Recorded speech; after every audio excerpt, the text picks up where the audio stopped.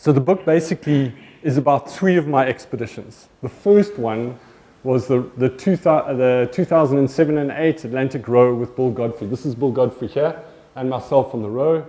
We basically rode from the Canary Islands just off the coast of Morocco across the southern part of the North Atlantic Ocean to Antigua on the other side. An incredible journey.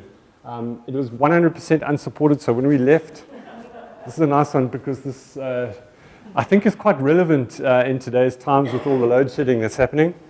But it was in the, do you remember 2007 and 8 we had this first load shedding?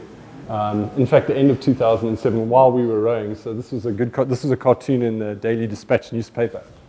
Completely 100% unsupported. We rode that boat there, a boat called Gourmet Challenger, in shifts of hour and a half on, hour and a half off, 24 hours a day, 7 days a week for 50 days and 12 hours. Incredible journey. Learned a lot of things about myself and about Billy on that journey. We didn't stop rowing, ever. Not for 1 second, except Christmas Day. On Christmas Day we stopped and we had our Christmas boil in the bag, chicken and herb dumplings. And that was a great treat, I promise you, because we had been eating freeze-dried food mixed with olive oil up until that stage. So this was like our big treat for the day. We won the race in 50 days and 12 hours. We endured 4 storms during that race. The last storm was the biggest storm to Antigua Island in the last 19 years, up to that stage. And we rode in on the last night of that storm. We got into English Harbour. It was an incredible thing. And as we rode into English Harbour, we came out of this tumultuous sea, stormy. I don't know if you've ever been out at sea in a storm before, lightning all around you. It's quite a frightening place to be, and loud. And we get into English Harbour and it's calm and quiet.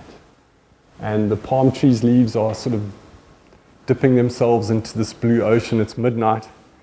And in the distance, we still had like a kilometre and a half to row, and we could see all the people gathered along the edge of the quayside, and we could hear people singing. It must have been 200-300 people there. It was absolutely spectacular. After telling my wife never, ever, ever, ever, ever, ever would I do that again, in 2010, I decided to do the race again, but this time solo. In fact, this boat that you see here I had built down in Cape Town, Nyamazela.